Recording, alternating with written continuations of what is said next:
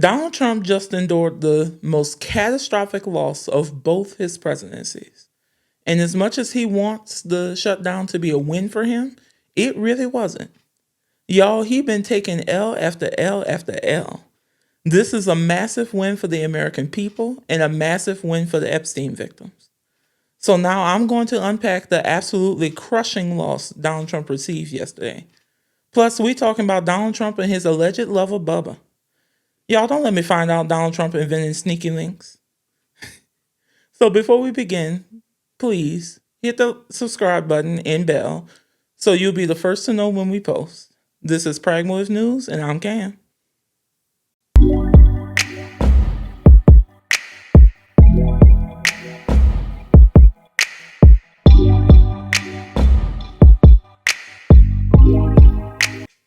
Donald Trump is suffering loss after loss after loss. In my video last week, I said that it was the beginning of the end of his presidency. And yep, that's still the case. Because something big is brewing. Indiana said that it won't redistrict the state after Trump has been urging them to do so. The Republican legislature there voted down their special session, so the measure is dead. The Trump-appointed judges in Texas said that the new Texas congressional map was racist and can't be used in 2026. So they are forced to revert back to the 2021 congressional map. The funny thing is, Governor Gavin Newsom went about the redistricting in a democratic way of asking the voters if they wanted it. So I don't think it can be stopped at this point, which means we might see the GOP lose out on this guaranteed 5 extra seats in the U.S. House, and Democrats will still gain 5 seats from California. And serves them right, because they shouldn't have been doing that. And that is not even it for the losses of Donald Trump. On top of all of that other shit, the shutdown wasn't the win he was looking for. Because people know that the Democrats was fighting for their health care premiums to stay where they are and not quadruple. Meanwhile, the calls for the Epstein Files to be released was growing on both sides of the aisle. So Representative Thomas Massie, a Republican from Kentucky, filed the discharge petition, and Representative Ro Khanna, a Democrat from California, was the co-sponsor of the underlying bill, the Epstein Files Transparency Act. But due to the House control being so thin for Republicans, there being a few vacancies, the petition was short 1 signature. So that's where Adelita Grijalva, a Democrat from Arizona, comes in. She won a special election for her late father's U.S. House seat back in September. And she could have been sworn in right away, but the House was in a prolonged recess throughout the shutdown because MAGA Mike Johnson was, in my opinion, using that as an excuse to delay swearing her in, because he knew she would be the 218th signature to force a vote to release the Epstein Files. So while he was playing politics and trying his best to protect his daddy Trump, he was dragging his feet on reopening the government and not extending the ACA subsidies to stop people's premiums from going up. Like, they was literally some doubled, some tripled, and some quadrupled. And on top of that, people were subsequently not getting their SNAP benefits because of the shutdown. And MAGA Mike Johnson cared more about protecting Donald Trump than them. MAGA Mike was also using that time to work with Donald Trump to scare Republicans into not voting to release these files. They literally tried everything to stop the release of these files. Well, they failed. Yesterday, the House voted 427-1 to release the Epstein Files, with the only holdout being MAGA Republican Clay Higgins' dumbass from Louisiana. That prompted this reaction from MAGA Mike Johnson. Roll it. Any reaction to Leader Thune seeing the bill without adding amendments or changing it? I am deeply disappointed in this outcome. I think I'm told, I've been at the state dinner. I don't know. I was just told that Chuck Schumer rushed it to the floor and put it out there preemptively. It needed amendments. I just spoke to the president about that. We'll see what happens. So is he? Do you think he may veto it? You say you spoke to the president. I'm not saying that. Is he supportive of it in its current form? We both have concerns about it, so we'll see. I was standing there with the Crown Prince. We couldn't talk. Are you frustrated in the majority leader? Are you upset with the majority leader? Any reaction to Leader Thune? Look at his ass running away scared. So within hours of the House passing it, the Senate passed the Epstein Files release via unanimous consent. Look at Chuck Schumer do it. Madam President, Mr. President, excuse me. It's okay, Democrat Mr. leader. President, and I ask unanimous consent that the quorum be dispensed Without with. objection. Well, Mr. President, Donald Trump has tried to cover up for Jeffrey Epstein long enough. It's time that the Senate finish the job to finally compel the Department of Justice to release the Epstein Files. A few hours ago, the House of Representatives passed their Epstein bill with as lopsided as a vote as you can get, 427 to 1.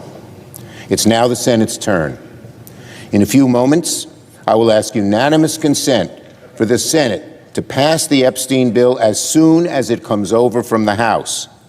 My unanimous consent request guarantees that the Senate will immediately pass the Epstein Files Transparency Act without any further action as soon as it comes over from the House. We will pass the House's bill without changes, without delay, and we will finally get this done. Epstein victim groups have made clear that they support this bill as written, without amendments. We should listen to them and pass this bill quickly. They've worked so hard and long to make this happen and deserve tremendous, tremendous credit that we have arrived at this moment. This isn't about Democrats versus Republicans or about Congress versus the president. This is about giving the American people the transparency they've been crying for. This is about holding accountable all the people in Jeffrey Epstein's circle who raped, groomed, targeted, and enabled the abuse of hundreds of girls for years and years. The American people have waited long enough. Jeffrey Epstein's victims have waited long enough. Let the truth come out. Let transparency reign. And I urge my Republican colleagues, let the Senate act today. And so, I ask unanimous consent that when the Senate receives H.R. 4405, the Epstein Files Transparency Act from the House, the Senate proceed to its immediate consideration, the bill be considered read 3 times and passed with no intervening action or debate, and the motion to reconsider be considered made and laid upon the table. Is there an objection? Without objection, so ordered. Without objection, so ordered. The Senate has now passed the Epstein bill as soon as it comes over from the House. That is the most catastrophic loss of both Donald Trump's presidencies. The last time anything like this happened was under President Biden in March 2023, when the House voted 419 to 0 on the COVID-19 Origin Act that the Senate had passed earlier that month via unanimous consent. That bill required declassification of intelligence on the origins of coronavirus. It is an astonishing feat to get Congress to agree unanimously on anything. But to get all of these MAGA Republicans to do something that hurts Donald Trump this bad is a massive victory for the Epstein victims, the American people, and the truth. Now it heads to Donald Trump's desk. He said he was signing, but he also said a lot of shit. So that remains to be seen. This just shows that MAGA is collapsing before our eyes. Both MAGA Mike Johnson and Donald Trump fought to keep these files under wraps. And now it's coming to light and they are terrified. Now, moving on from that to Bubba. In a released email between Jeffrey Epstein and his brother Mark Epstein wrote to Jeffrey Epstein, quote, ask him if Putin has the photos of Trump blowing Bubba. Y'all, when I first saw that, I nearly fell the fuck out. Now, I don't know who the fuck Bubba is, but it is not Bill Clinton. Because Epstein's brother, in a recent interview with Chris Cuomo, said it wasn't in reference to Bill Clinton. He said, quote, let me stop you here. I'm not discussing that email. That is a private email between Jeffrey and myself, two brothers talking. It's nobody's business what we wrote, he told anchor Chris Cuomo. He went on to say, quote, the only thing I responded to, because people got crazy with the Bubba reference, they tried to pin it on Clinton. So I made a public statement that it was not in any reference to Bill Clinton.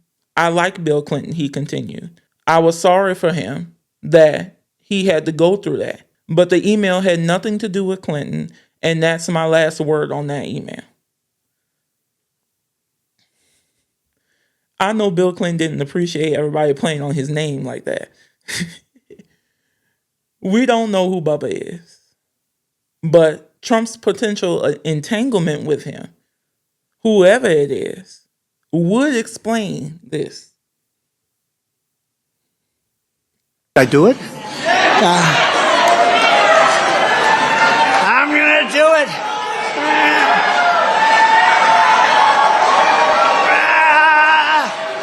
The only thing I ask for is a mic.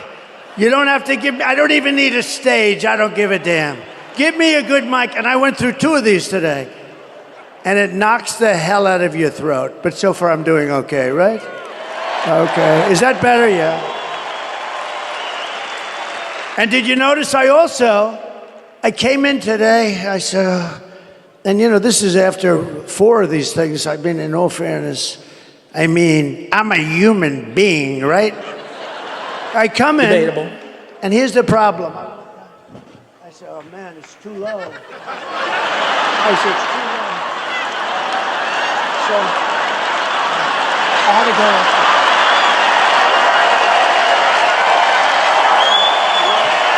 The home of Arnold Palmer. This was the home of my friend Arnold Palmer. And he loved Latrobe. He turned out to be one of the greatest golfers in the world. But Arnold Palmer was all man. And I say that in all due respect to women, and I love women. But this is a guy that was all man. This man was strong and tough. And I refuse to say it, but when he took showers with the other pros, they came out of there, they said, oh my God, that's unbelievable. I had to say it.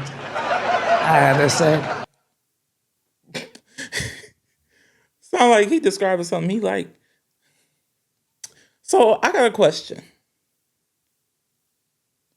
If this president can be impeached for getting a blowjob, then can't this one be impeached for giving one? So what does the rest of these files mean for Donald Trump? Well, assuming he doesn't redact his name out, yeah, he trying to do that. But I'm confident with legal challenges, he's not going to be able to get away with it. So this means MAGA world is going to fracture. Some are going to stay with him. Others will use it as an out from the cult. And a few will just join Nick Fuentes' groping movement. No matter what happens, Trump is losing his grip on MAGA. And they will crash and burn. And then devolve into chaos. And all the Democrats need to do is just sit back and let it happen. Just let them tear themselves apart. We just need to focus on policy. And that's it. Like, comment, and subscribe, and follow at Pragmotiv News everywhere to stay pragmotivated. Also, remember you can find us across major platforms like Spotify, Apple Podcasts, Audible, and iHeartRadio so that you can listen to us even when you're on the go.